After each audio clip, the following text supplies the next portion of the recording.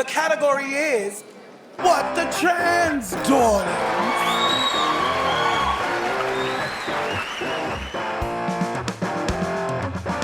Well, hello and a very time zone appropriate salutation to you and welcome to What the Trans. What the Trans? Oh, the last two episodes we just did were quite heavy work. Yes, just a little bit, yes, and two episodes focused on one thing, which I'm not sure is something we've even done before, but it was because it was big and complicated and depressing. But this episode will be, we hope, slightly lighter, a little bit more cheerful, a little bit more hopeful. And about a year late. But we'll come to that, we'll come to that. How are you, Michelle? I'm okay, I'm alright. I ordered takeout and it was bad. Oh.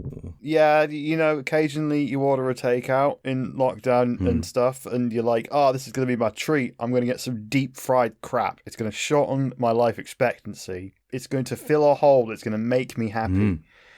Only it was fish and chips. Oh. And I'm pretty sure they got it from Iceland, or the bits, which is fine. Iceland is fine, but I was paying £8 for some proper fish and chips, and it was very, very disappointing. And I know this isn't going to be the most amazing show opener, but I'm still actively annoyed that my takeout was really average and nothing. Oh. So let's start a campaign. Fuck it. This is the most important issue facing the trans community this week. Michelle's takeout was crap. I was just thinking that, the campaign for proper chips or something. I mean, I did wonder, after I had some really, really uninspiring sausages at one point, I thought, well, let's start the campaign for proper sausages, because then the acronym would be CAMPS, and we could just camps it up, you know. I'm sure there's an argument that this is like the new fork of transphobia right here. I think this is it. This is going to be what the podcast's about now. The transphobia in the fast food industry. Let's put a pin in that, shall we? I mean, it's an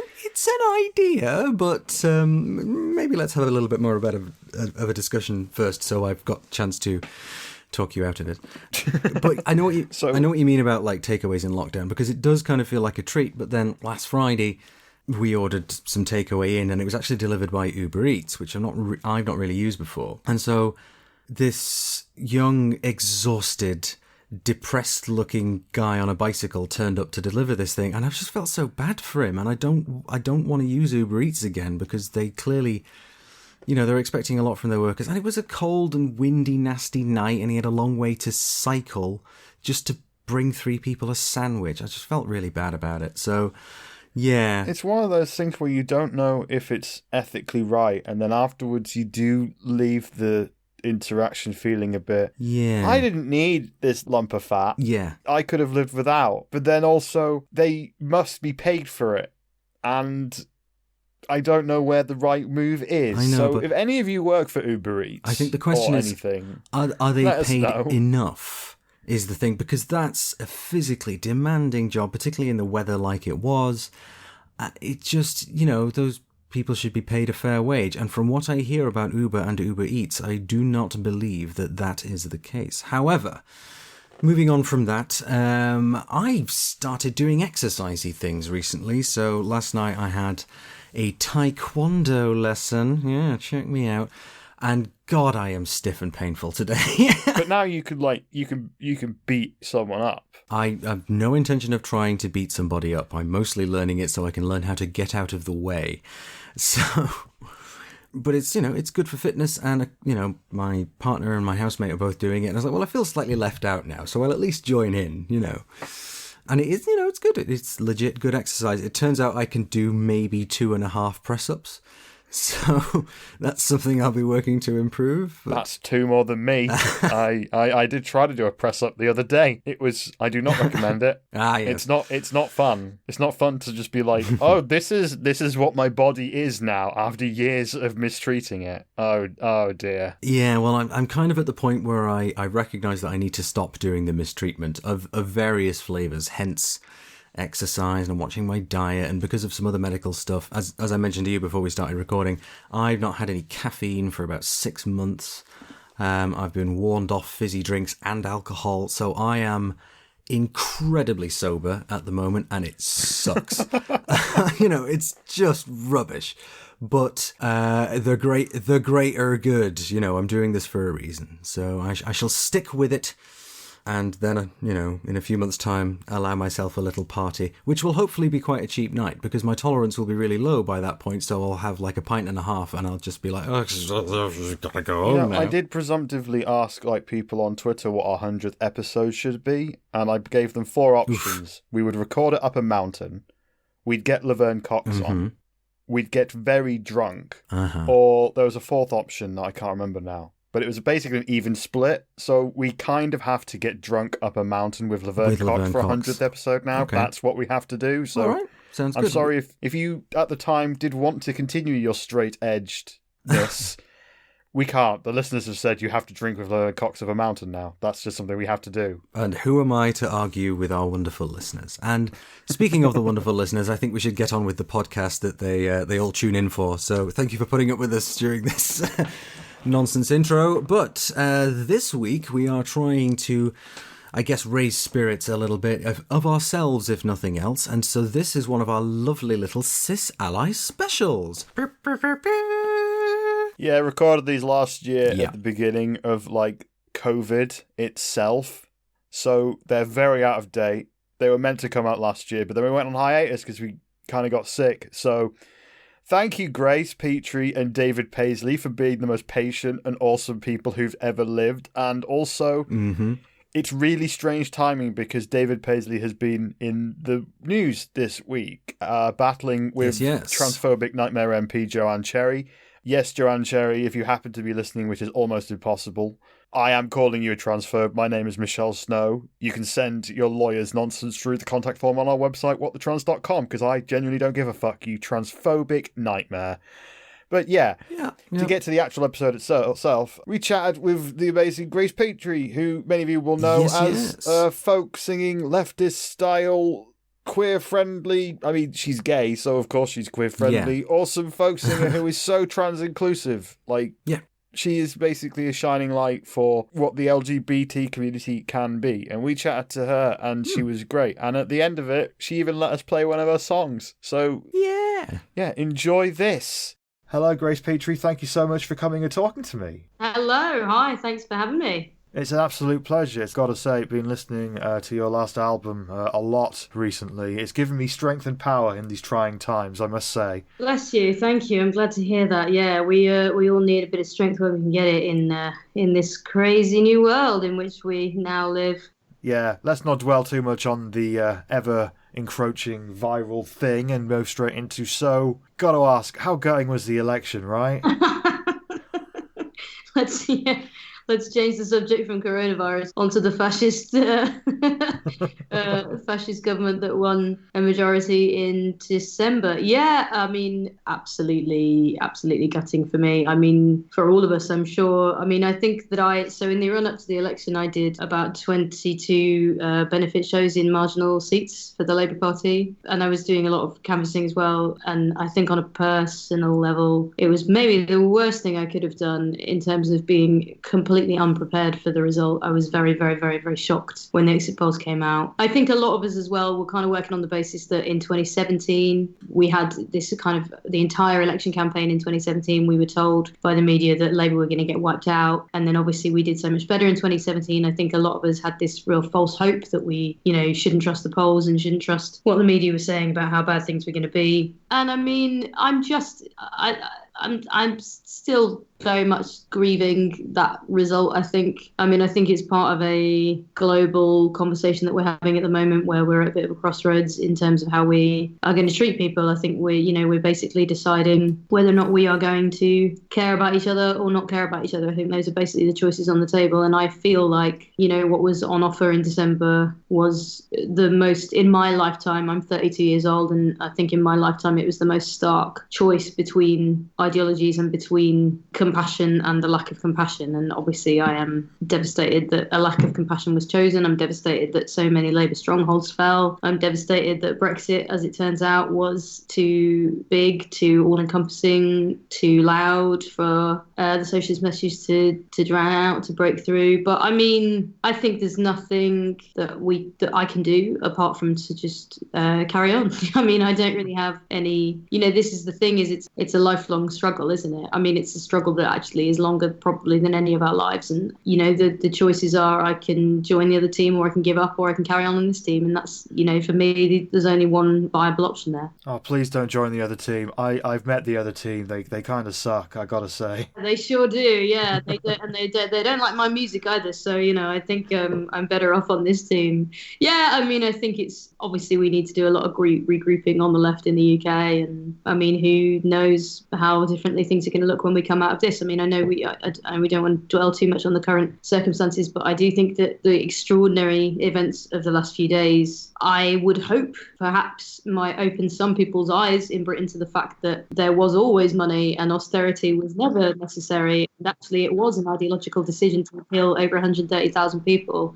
over the last 10 years. You know, obviously, we've seen the decisions that the government has made to put in protections in place for landlords that have not trickled down into protections for renters and private tenants. And these are the sorts of people who are going to be the first people to lose work. So there is only one way that we're going to be able to get through what is about to happen in the next few months in Britain, and we are absolutely going to have to work together. And I just have to hope that maybe when we come out of it, we might come out of it a little bit more compassionate to each other. That's all I got, I guess. Got to say this won't go in, but as a disabled part-time benefits sort of renting person, yes. Yeah. Yes. So you're talking about your music. So for people who don't know, how would you describe your music? It has been described variously as folk, punk, comedy, singer-songwriter. I mean, I consider myself a folk singer. That's quite a broad term, folk, especially in the UK. There's a very, very, very kind of broad church of what is and what is not considered to be folk music. I don't sing anything traditional, so for a lot of people that would rule me out as a folk singer, but I kind of subscribe to the idea that folk music is at its heart radical. It kind of has always existed as a means for, you know, working people to kind of speak truth to power kind of thing. So I think, you know, if you're writing songs that comment on the times that you live in, then I think that for me, that is kind of makes it folk enough to be folk. But essentially, I am an acoustic singer-songwriter, and I sing songs, a lot of songs that deal in left-wing politics, feminist politics, queer politics. Generally, if the Tories are doing it, I'm writing a song against it.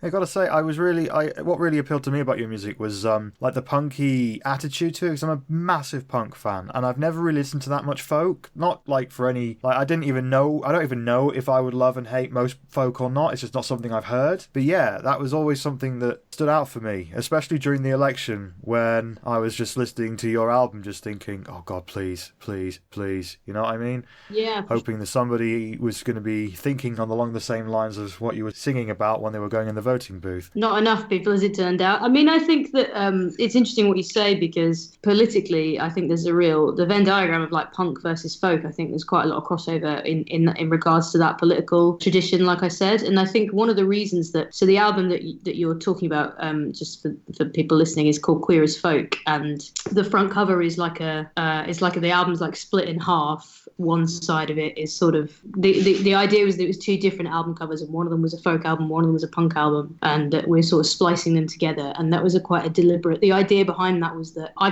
came to folk music comparatively late compared to a lot. You know, most people kind of grow up on the folk scene and they are folk players from a very, very young age. Definitely, my route into music was much more the punk side of things. I came up via kind of sticky floored, you know, dirty rock clubs where I was kind of playing much more on the kind of, you know, Frank Turner, Extra Mile, much more. That was more my kind of vibe. But then getting into folk music and kind of discovering all of these amazing old traditional songs that are like super, super radical. You know, the idea behind the album was basically to sort of try and almost like marry these two sides of what I do, between the folk and between the punk, and in doing so, basically try and sort of say to, like, you know, the punk audience who might not feel at home in a folk club, maybe try and say to them, like, hey, it's worth checking some of this stuff out, because if you like the politics of punk music, then there'll be a lot for you in folk, and vice versa as well. Do you know what I mean? So I think there is actually there's much more of a crossover than you might necessarily think, based on how different the two genres are, you know, stylistically. Well, you've made me very, very interested in going after this and trying to find some more folk stuff. That's definitely something I'm going to do. And if you can give me some recommendations after we're done, I'd be very happy to hear them. The song that brought you to my attention was Black Tie, the single you released off your last album, Queer as Folk, which we'll play after this, obviously. But what spurred you to write that? Well, a lot of things spurred me to write it. Going back, I think it would have been 2018, about 2 years ago. 2 years ago this month, I think it would have been 2018, where I did a gig. Sorry, no, 2017. I did a gig in a bookshop in London, and it was Trans Day of Visibility. I was sort of ambushed at that gig by a group of maybe 3 or 4 women in their 60s who had basically come to try and sort of hijack the gig and started asking me some very sort of tricksy, tough talking point questions in the middle of this kind of acoustic bookshop gig. And I was quite unaware of that kind of transphobia, that we, for shorthand, might call sort of turfism. I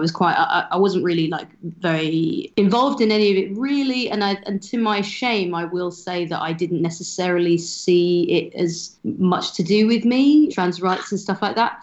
Then after that I wrote this Facebook status after that show. I asked those women to leave, and I wrote this Facebook status just basically saying my gigs are trans inclusive places and they always will be. Uh-oh, yeah. And that basically triggered a tidal wave of shit where I just had so much online abuse from the organised army of transphobic radical feminist keyboard warriors. But that's not really why I wrote the song, but that's kind of my background to how I sort of ended up talking so much about trans rights, which is something that I do online and at my gigs as well. But so I've always been, I'm cisgender, but definitely have not always necessarily been very comfortable in my own skin, and a very, very butch lesbian and very sort of gender non-conforming, I suppose. And that's something that's always been very, very, very innate to me from a very young age. And it was something that I was always very insecure about. I mean, I was never particularly worried about being gay. I was gay from a very, very young age and knew I was gay from a very young age, but I was never particularly worried about that. But I was very, very insecure about being butch, and I had a lot of shame around being butch because, obviously we just don't celebrate butch women in society. It's not something that we really do. We certainly didn't do it when I was a kid. And so I kind of grew up with this kind of inherent sort of sense of shame about the way that I am, the way that I present to the world. And then around about the time I was turning 30, I was just thinking about if I could go back in time and I could talk to my teenage self. So the idea around Black Tie is that it's basically a letter to my teenage self. And in that letter, I'm basically saying the idea that you're going to grow out of feeling like this, that one day you'll just want to wear dresses and you'll be normal, you'll be like all the other girls. Actually that's not going to happen. But what will happen is something even better, which is that one day you will just be completely comfortable with the way that you are, and you will recognize that actually the problem was never you. The problem was that the world made you feel bad about the way you wanted to be and the way you wanted to dress. So the two things sort of married together, because I wanted to write this very personal thing in Black Tie, which was a letter obviously to myself as a kid, which was very, very personal around my own expression and my own identity,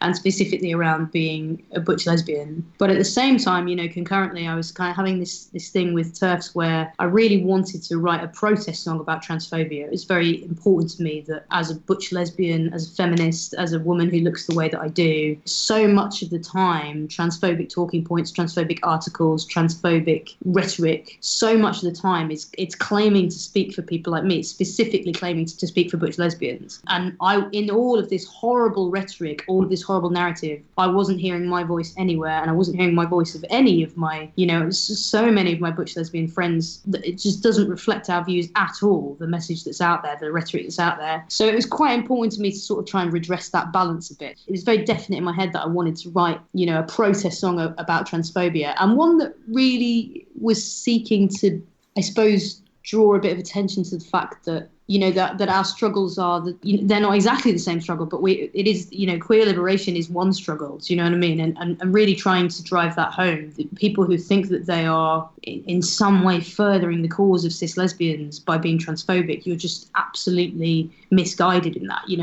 I was really definite in my mind that I wanted to communicate that message as clearly as I could. Well, I think you did. I mean, the song is rocking anyway, but then I can imagine that there would be a lot of young trans and non-binary people listening just being like, yes, thank you, someone's saying it. And so thank you for that, for both it being a good song and for having a wonderful message. Thank you. And I hear a lot from young people since I brought it out. It's had so much more of an impact than I ever could have imagined when I wrote it. So I do think, and that's not because I'm so wonderful, that's because I think, there really is that need there. I think, for people to be reassured that way and for people to be affirmed, as you say. Do you know what I mean? I think there are especially a lot of young people out there who, they hear it and it does make them feel really seen, which is absolutely, if I can do that for one person, then I've done a good job.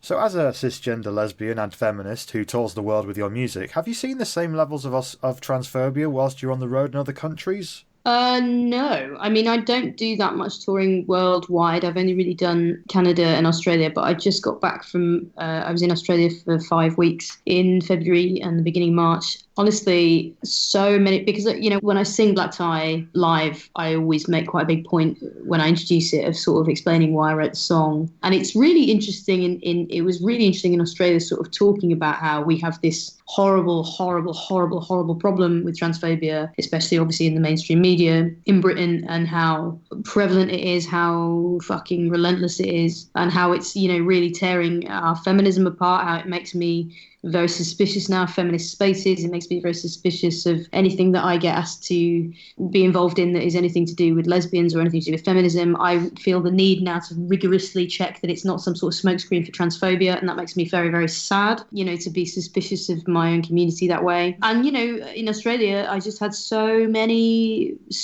women coming up to me, so many feminists coming up to me.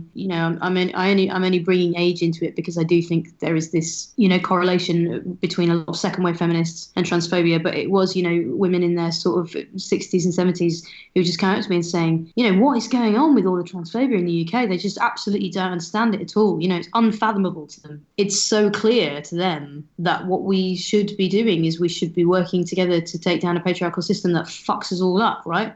There's nobody that isn't hurt by the patriarchy, and it's just absolutely crazy to them that we would be, as feminists and as queer people, as LGBT people, the idea that we would be sort of fighting amongst ourselves for this kind of 1% that we've been given when, straight, cisgender, white, able-bodied men still have basically the lion's share of everything. Everything is so unequal still. And it's just always been the case, isn't it? Taylor's always time that instead of basically turning all of our attention together on tearing down this system that is unequal for everybody, instead we're like fucking fighting over the margins of the crumbs that we're being given by the patriarchy. It's just madness to me.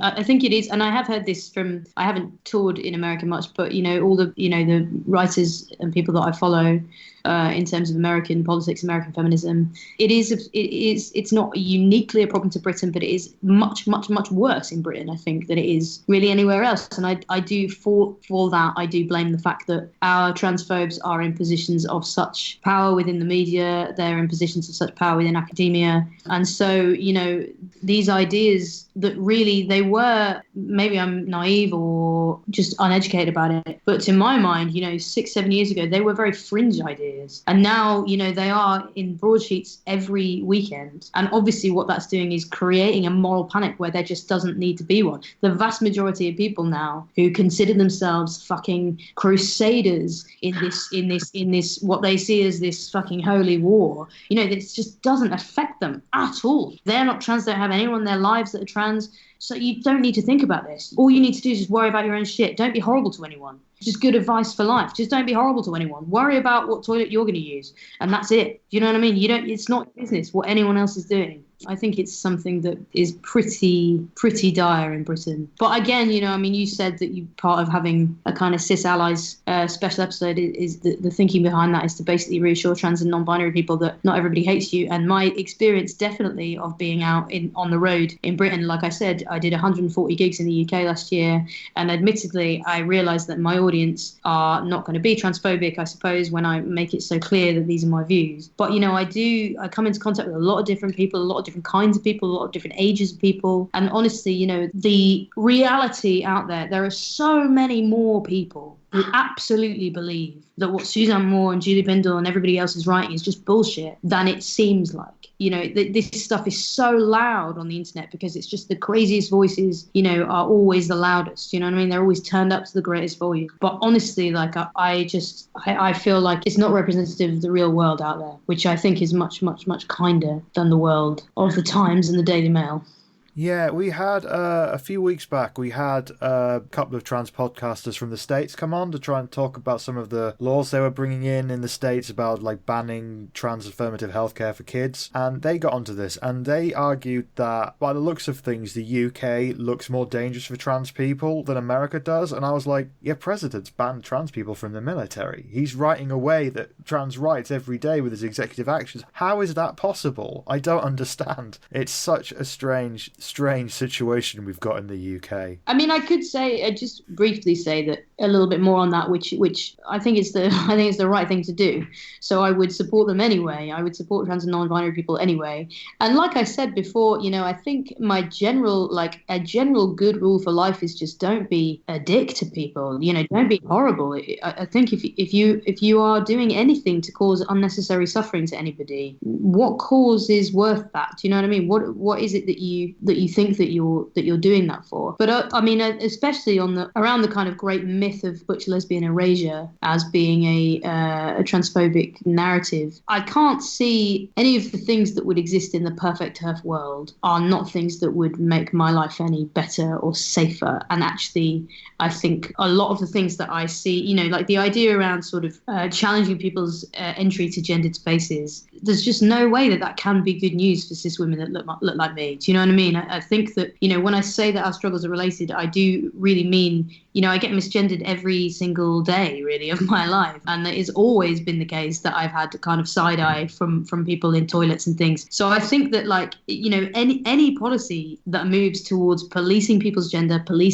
expression, there's just no way that can't negatively impact butch lesbians. Like, so the idea that any of this is in the service of butch lesbians is just completely disingenuous to me. So, you know, I mean, I support trans and non-binary people because I don't know why I would not. But also at the same time, you know, it's just nonsense to pretend that these are not related struggles. Like, of course they absolutely are. My right to look the way that I look, my right to dress the way that I look, my right to access whatever spaces that I feel comfortable in. The moment that you start going after those rights for trans people, the same people policing that will go after those rights for people like me. Of course they will. We absolutely are united, and either we're all free or none of us are. I've been in lesbian spaces a few times. Like, I don't identify as a lesbian, but I've friends with a lot of people who do, and I'm sort of their token straight that they bring around, which is always fun. But yeah, like, I've never had an issue in the spaces I've been to in London. Like, it's not something I've seen. Like, apart from like when they've done a protest somewhere, I've only met, like, you know, a TERF once. Mm-hmm. That was that stand-up comedy mental health recovery course that I just did just for a laugh. Right.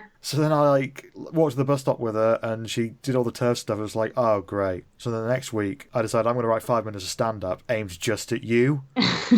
And I did, but then she didn't turn up. But then everyone laughed their ass off anyway. Oh. So, you know, there was some half a victory there, half a victory. So, Grace, thank you so much for chatting to me. We're going to play your song Black Tie in just a sec. But before we do, where can people find you and your stuff? Where can people find your music? So my gigs, when I have them, when there isn't a coronavirus on, all of that is at gracepetrie.com. You can find me on social media. I'm on Twitter at Grace Petrie, Instagram at Grace Petrie Music. I am writing and recording in the next couple of months. The aim is to have some music out in the autumn, and fingers crossed and toes crossed and everything crossed, I'm going to be touring the UK in September and October, assuming people are allowed out of their homes by then. God, and I know I'll be there. I'm desperate. I'm already overdue for a gig as it is, so when that comes around, I think there's going to be a big, massive release of just, we can finally do things again. Yeah, it'll be good. It'll be good when the sun comes out and we can all come out again. Yeah, I think it's going to be great. That's just the thing to focus on, isn't it, in these times? All right, Grace, thank you so much for chatting to me. It's been a pleasure. Thanks very much. Thanks for having me. It's been my pleasure. Cheers. And here is Grace's song, Black Tie.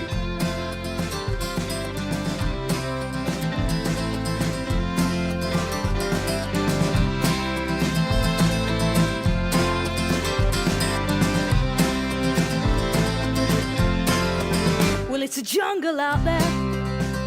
The year 2018, I didn't think we'd still be sorting babies into blue and pink.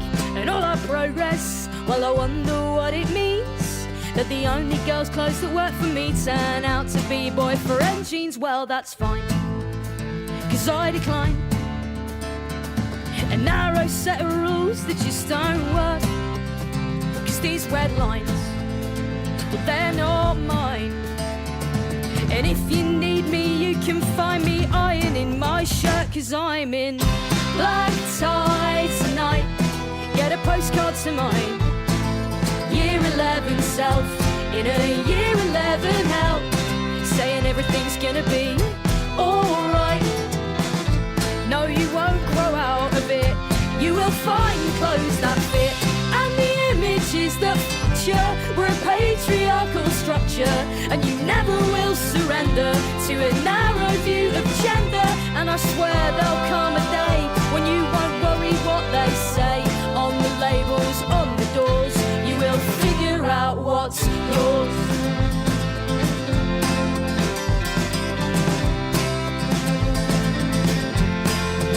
And it's a bloody nightmare, trying to fight the spread of bigotry and fear that's uniting Piers Morgan and Jermaine Greer. And all our progress, yeah, I wonder who it's for.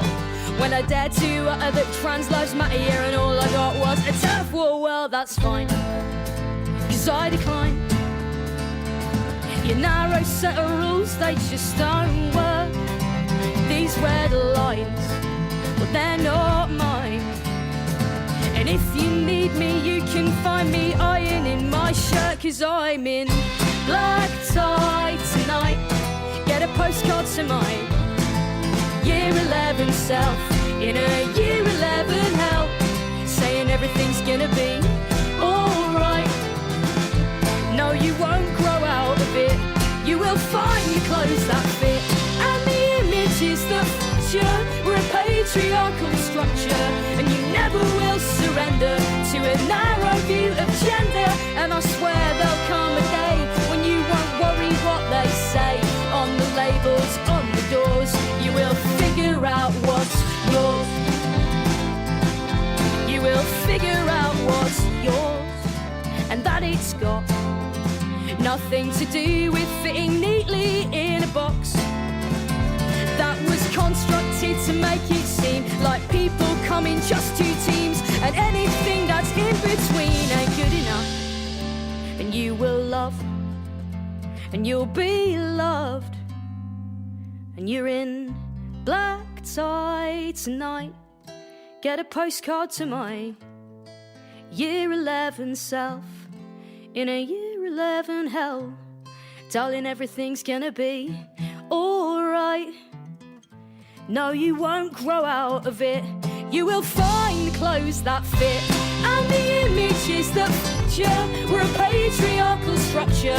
No, you never will surrender to that narrow view of gender. And there's folks you've yet to meet, but you're exactly up their street, and they've been waiting just as long to hear someone sing this song. And better days are on their way, when it won't matter what they say on the labels, on the doors. You will figure out what's yours. And girl, you're gonna be so happy. And girl, you're gonna be just fine. And girl, you're gonna be so happy. Down the line, down the line.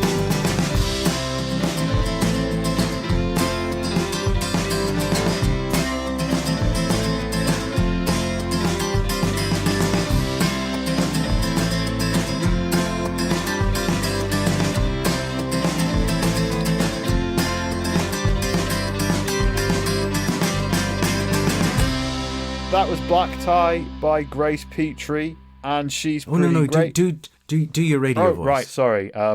That was Black Tie by Grace Petrie. I don't have a radio voice. This is my voice. Hang on, let me try it again. Sir Pop Pickers, that was the rollicking tune Black Tie by Grace Petrie. I don't know. I haven't listened to radio since I was a kid. Like when I was a kid, it was like Tony Blackburn was still a thing. Oh, God. And no one listening to know age. who that guy is.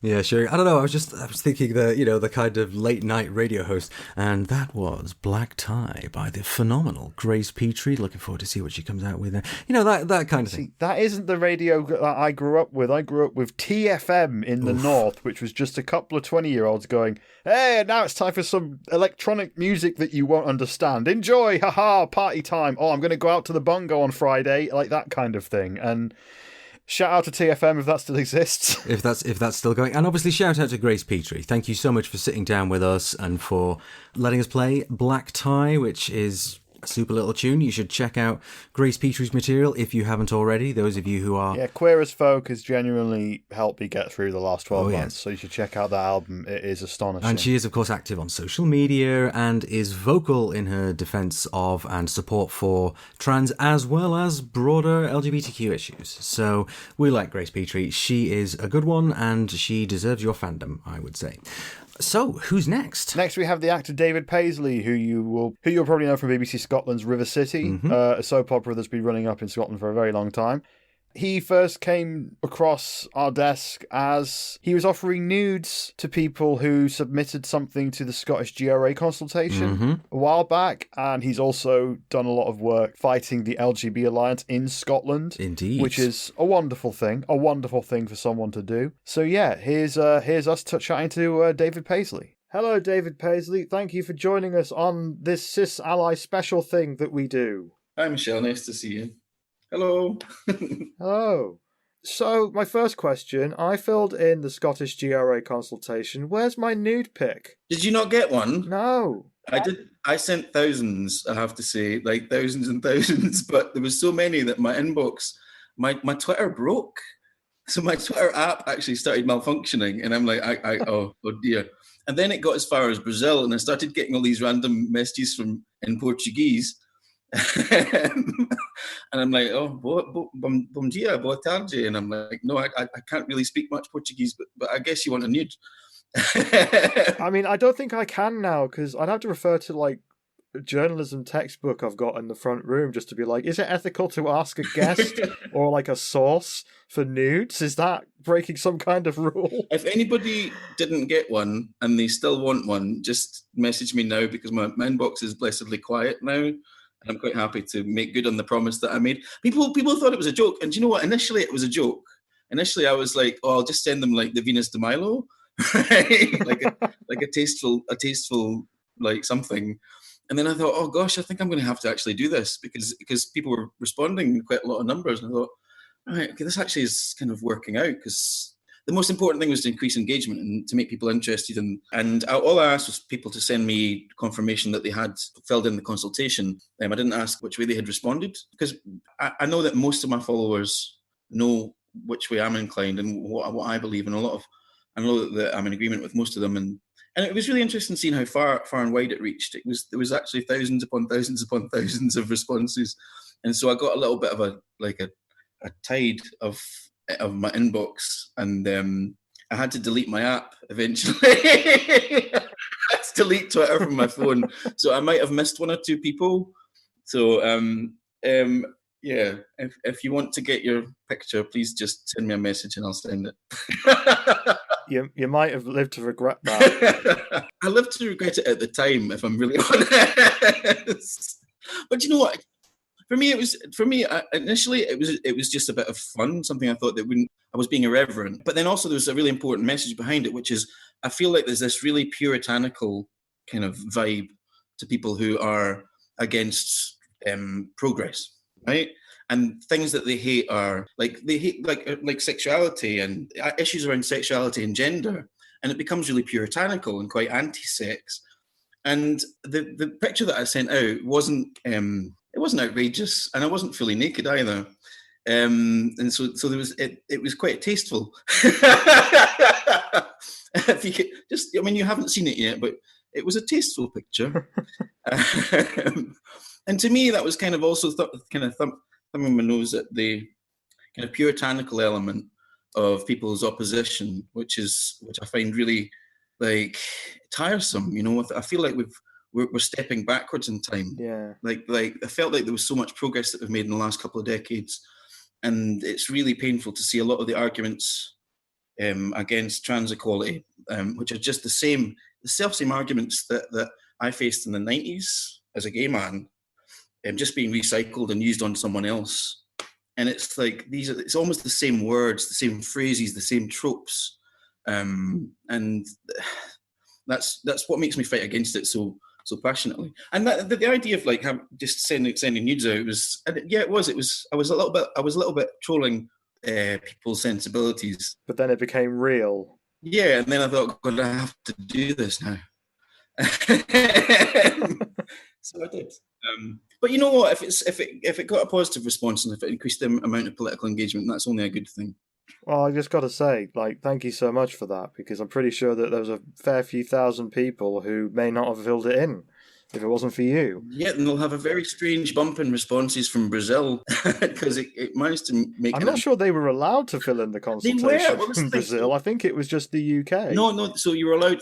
They were accepting international responses. Oh. Yeah, so the Scottish Government wanted to hear from international communities so it could understand in a broader context. So when you filled it in, you could say you were from the UK or from Scotland, so they can see where the responses have come from. But it's also, they could see what communities from other countries and how they're handling things like gender recognition and what other people think. So I think that's a good thing. It's about taking in a wider perspective and getting lots more opinions. I didn't know that. Yeah. So it was open to everyone. So when did you first become aware of trans issues? What was there a specific thing that happened, or was it just something that happened gradually over time? Well, I suppose for me, I've always been semi-aware.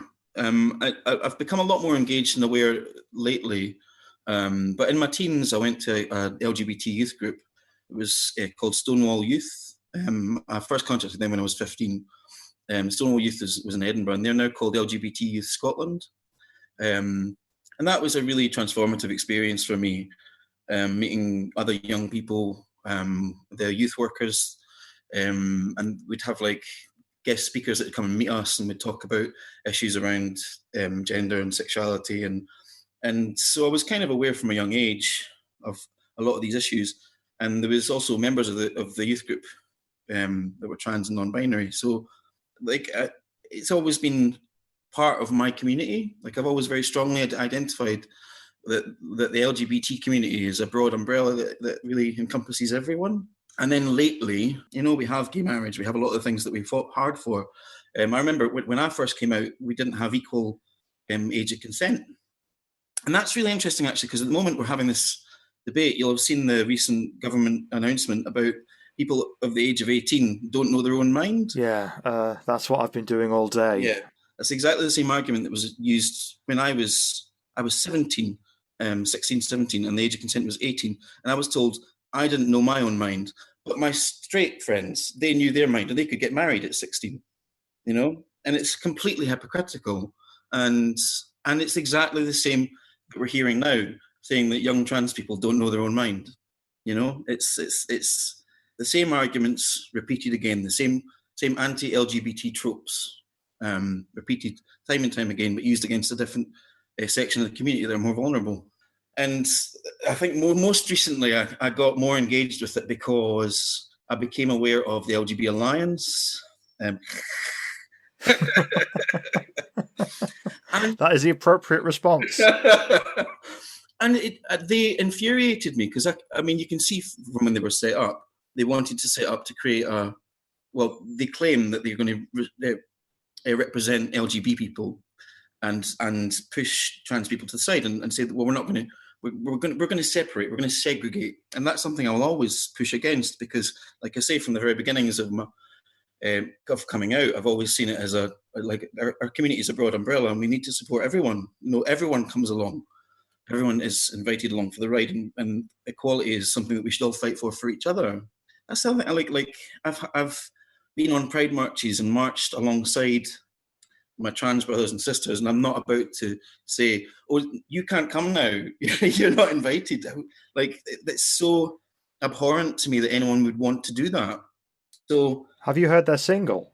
No, I've refused the music video thing. Yeah, I've got it. It disappeared for a while, then and then it came back, and I downloaded it to keep forever because it's fucking magic. Can you send it to me? So bad.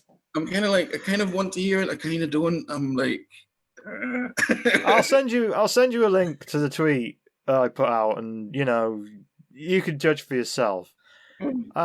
So, as you said, openly gay man working in television. You've got a fair few credits to the British television industry. And you participated in a gay kiss on Casualty in the early noughties. Attracted over 400 complaints. Yes. Sounds like fun. Yeah. I guess what I'm asking is, like, considering, like, because I think that trans rights are kind of in that space somewhere in the 90s now. Yeah. Like, compared to gay people. Like, we've come out of the 80s. We're now in the 90s, only it's now, if you see what I mean. Yeah. I hope listeners, you know what I'm saying. I guess what I'm asking is, what advice, what got you through that? And do you have any advice for any trans people who may be feeling targeted or vulnerable or anything like that, based on your experience? I mean, obviously you're a cis man, it's a different thing, but also, Yeah. you were the target for a while. I remember what it was like in the 90s, and I remember how, like, disheartening it was. Well, first off, with that kiss, one of the big newspaper articles was in The Sun, and they printed the kiss right next to the page 3 lovely. Like, and I quite like the idea of the readership of The Sun opened their paper and were like, oh no. That tickled me at the time.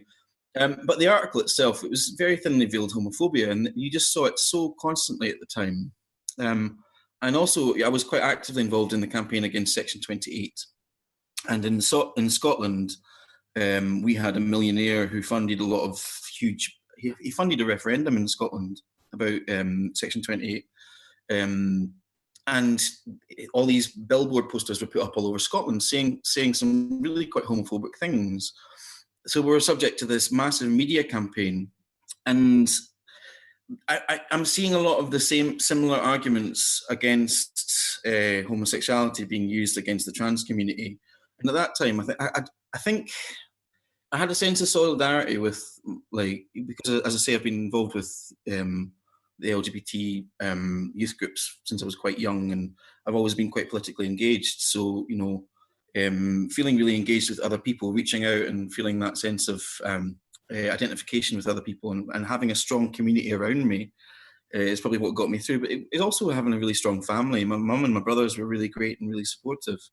And not everyone has that, and that's why I think if you don't have that around you, like, we do have this opportunity to create our own families, and right now everyone feels isolated, and everyone feels like a slight sense of being alone, and that's why things like this podcast are really important, and reaching out to people who you feel a sense of commonality with, and people just speaking out and making sure that no one gets left behind.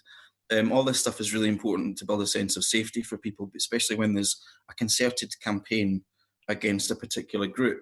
And that's why I can never really step away from champion equality for other people, because when it was my turn, when I was the one that was being discriminated against very openly in the press and being spoken about in really derogatory terms on billboard posters, and you feel very, very put upon, and it can really weigh on your shoulders.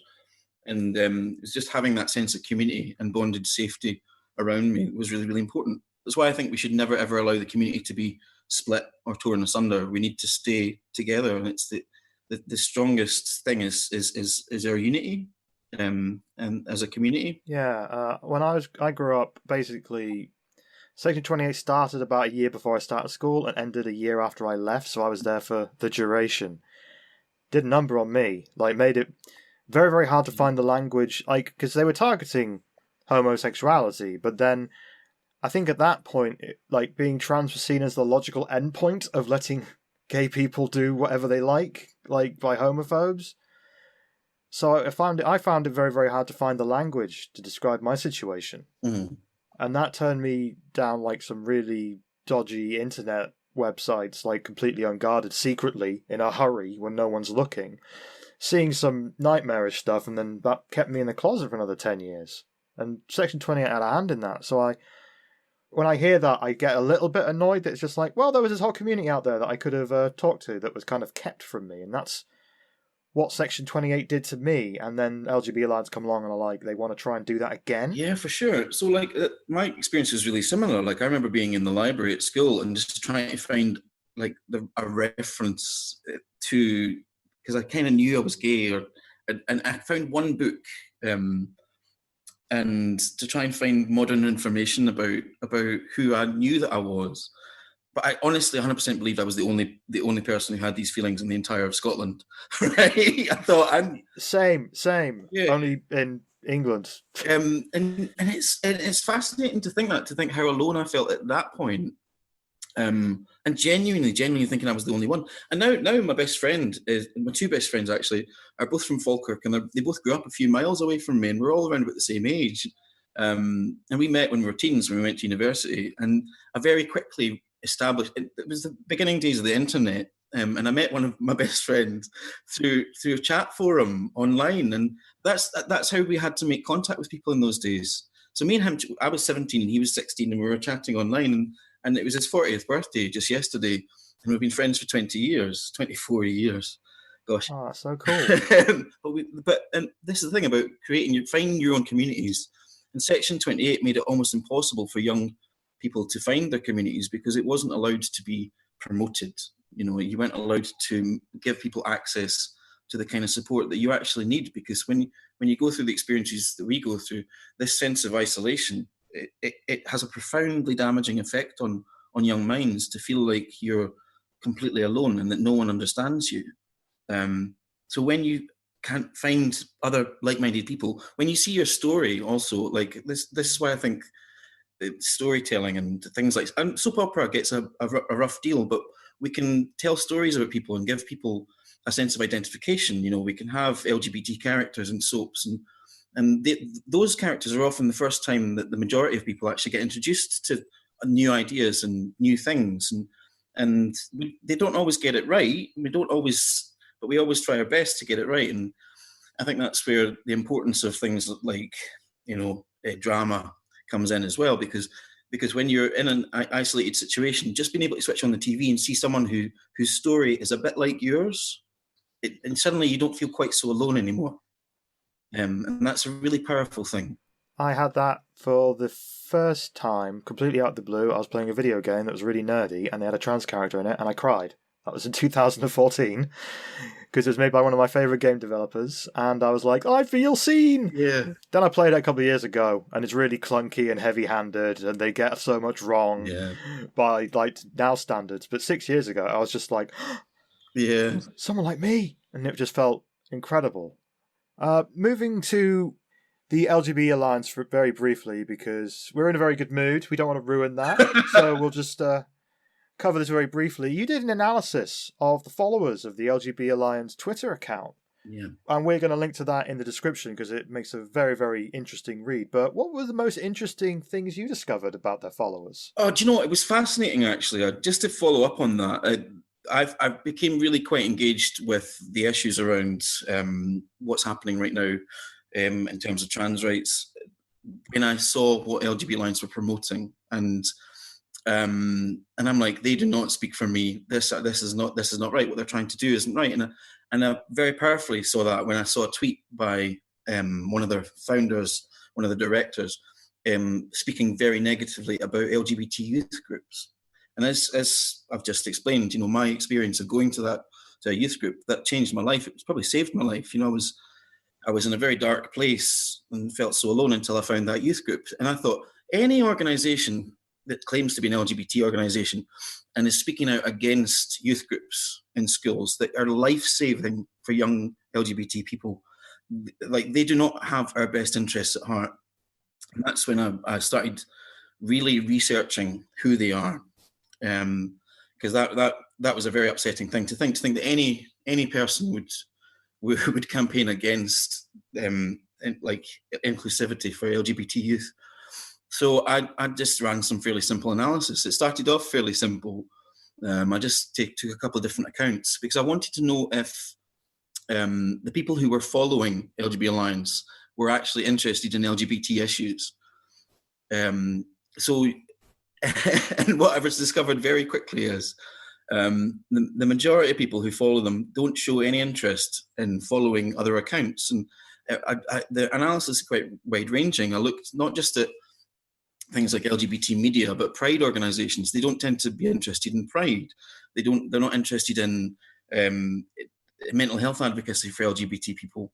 They're not interested in domestic violence charities for LGBT people. And then also looked at, because there's a lot of talk online, the anti-trans kind of community speak a lot about things like women's rights and safe spaces that are specifically for women.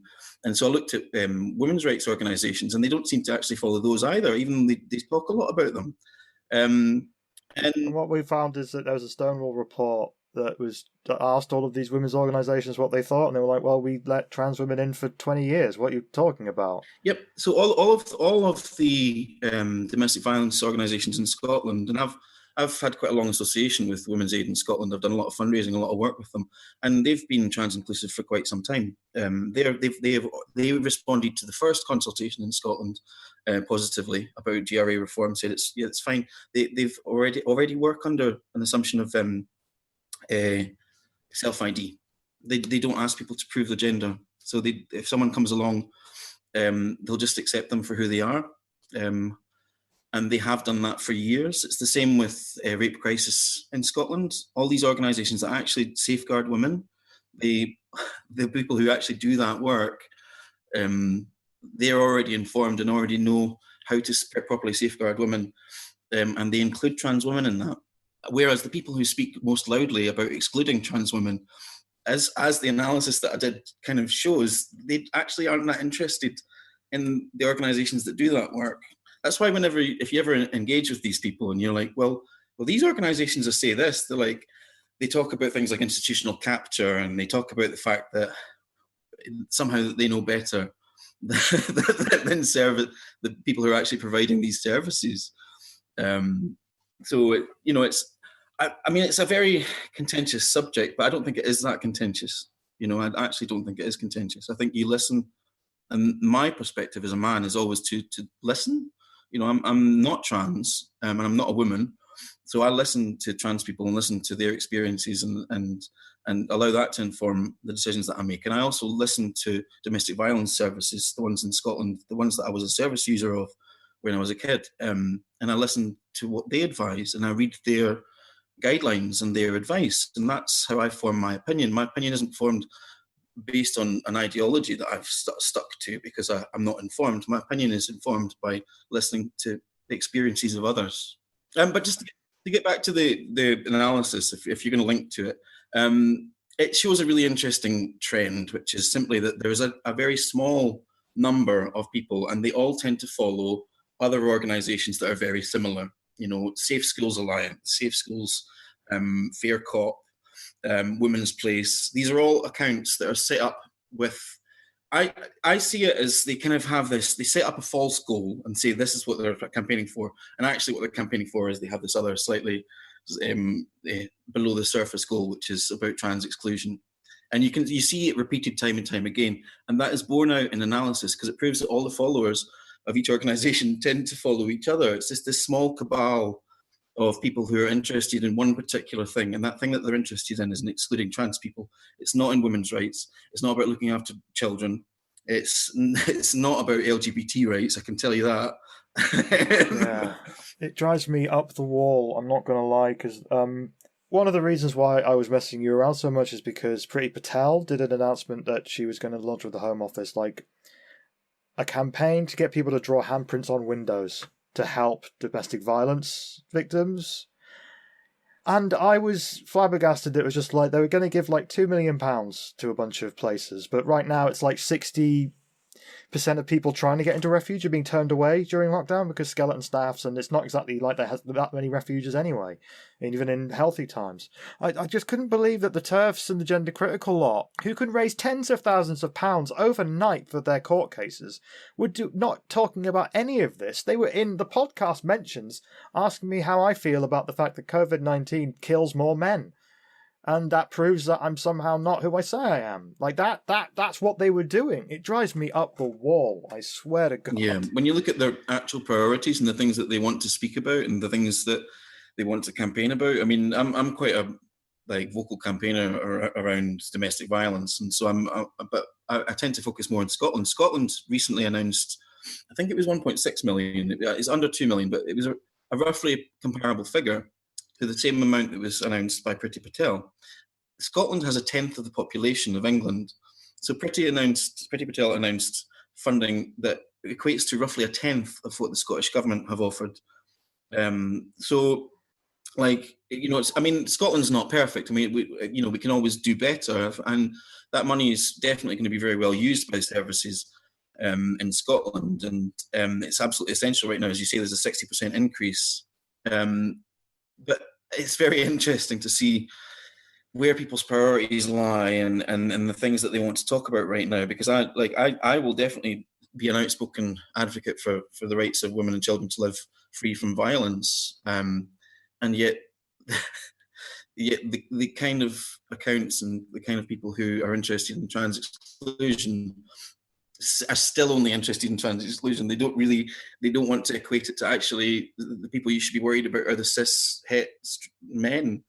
They're the ones that are the biggest danger. So overall, are you hopeful for trans rights in Scotland? It's been a bit of a dicey year. A lot of LGB Alliance nonsense. A lot of strange reactions to the second consultation.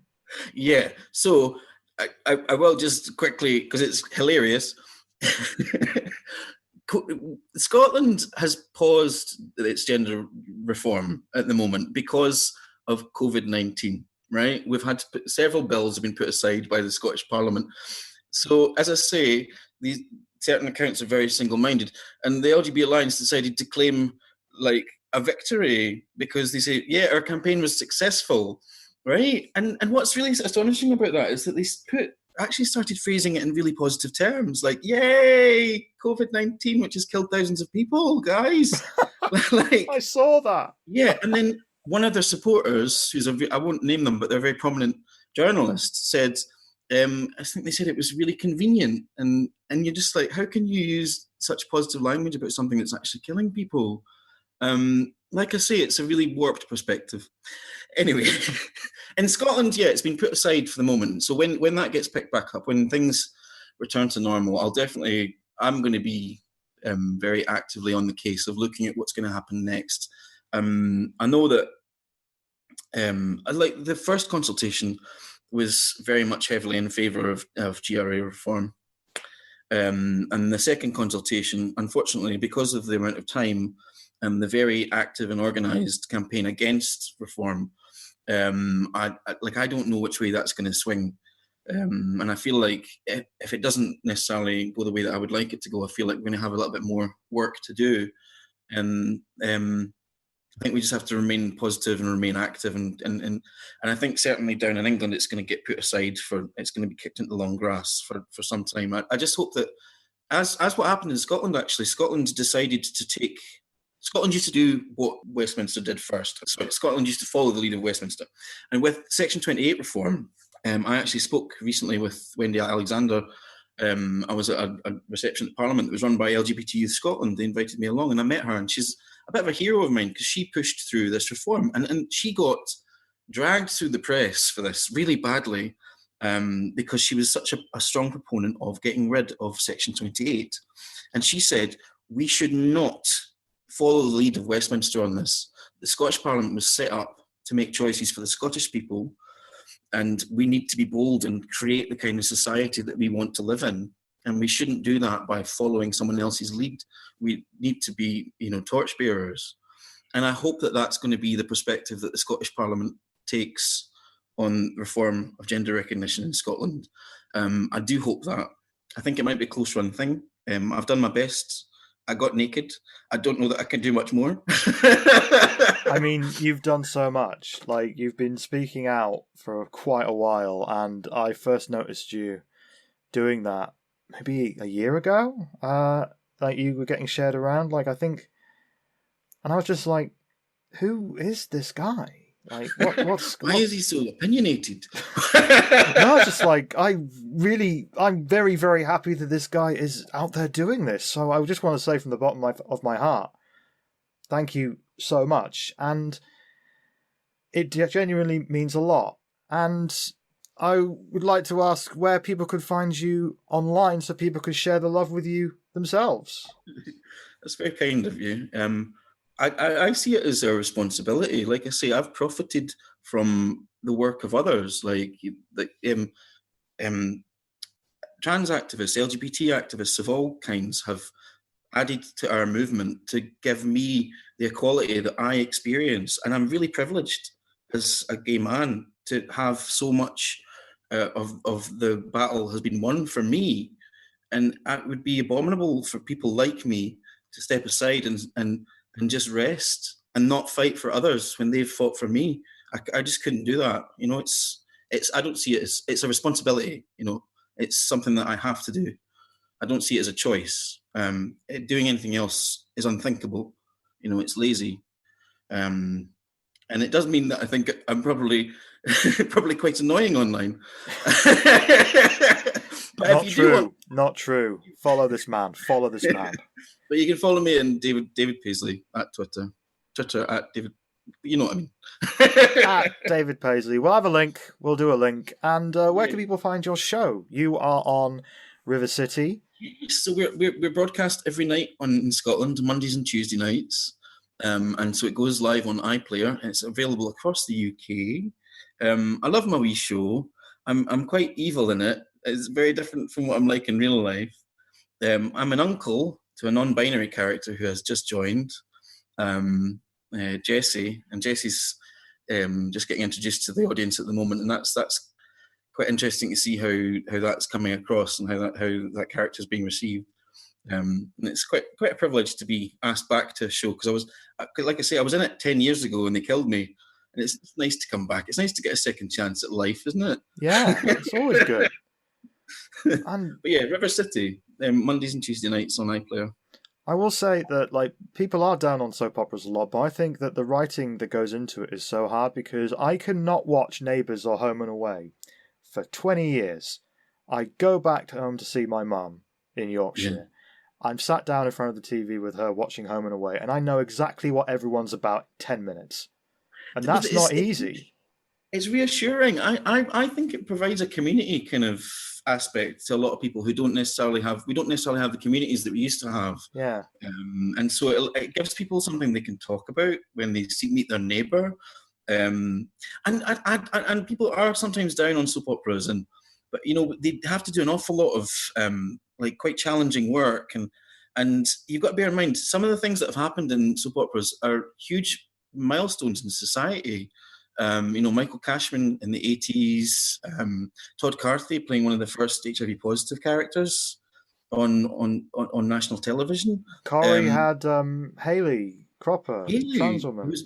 Who was loved by the audience and really like brought a lot of those issues into people's homes and allowed them to have a sense of understanding about what that is and what that means. And when a lot of people maybe didn't quite get it, and in a way that was really compassionate and give a lot of understanding to the audience. And you've got to understand that soaps can really provide a great tool to explore stories of people that are different that they wouldn't necessarily see. Sometimes they can be ridiculous. I'm not going to, and I quite like how sometimes we can be quite ridiculous on my show. I mean, I'm a gangster and I'm always up to no good. I find that very hard to picture. I'm going to have to watch the show. I did try to do my due diligence, listeners. I did try, but like I'm in the UK and don't understand iPlayer clearly. But yeah, you can get the show on iPlayer. I'm going to watch a whole bunch of it after this. David, thank you for everything you've done. Thank you for giving me your time today. You're very welcome anytime. So thanks very much for having me on. So this interview, I mean, by the time we finish recording it, It was probably the longest one that I'd ever done because me and David got on like a house on fire and just kept going on tangents and stuff. It was really good fun. Probably a nightmare to edit. So I want to thank Ben, especially from our editing team, for editing that, because I'm pretty sure it was not easy. But yeah, he's a good guy. He's been in the news recently, and I promise the plan was always to release his interview this week. It's just really strange timing that this week he has been in the press because Joanne Cherry was saying, I never did anything legal against David Paisley, and David Paisley was like, well, no, here's all the letters you sent me, you massive nightmare. I added the massive nightmare bit because Joanna Cherry is indeed a transphobic nightmare person. So he's a good one who's been fighting the fight for a very long time now. We recorded this like in the middle of last year and it came out now. And he's just been continued doing that. He was there, he really instrumental in bringing to attention the transphobia of Boys magazine, the gay magazine founded by the guy who started the Pink Paper. So it's really someone who should know better. When all transphobe and David Paisley was there nah mate. This is not right. That is what you're doing. That is not how this works. Indeed. And so I think David Paisley first came to my attention. Basically, he did or shared, I could think it might have been both, on his Twitter feed, various infographics breaking down who the followers on social media of the LGB Alliance were and what other quote-unquote LGB groups they followed and what other accounts they followed that weren't LGB related. And surprise, surprise, they were all fans of things like the Heritage Foundation and the Alliance Defending Freedom and Transgender Trend.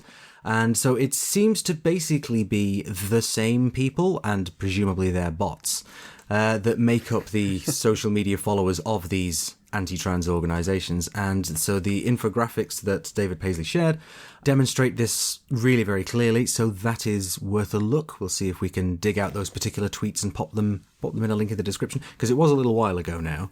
But they make fascinating reading. It's just they certainly do. None of you follow Stonewall. I would have thought that even some of you would have followed Stonewall, even in just a check out on your enemy kind of a thing. But it's no, it doesn't appear to be people who share the same interests as the rest of the LGBT world. Funny that. What an astonishing coincidence. Gosh, I'm sure there's nothing to read into that. I'm sure that I can't stick with that level of sarcasm for long.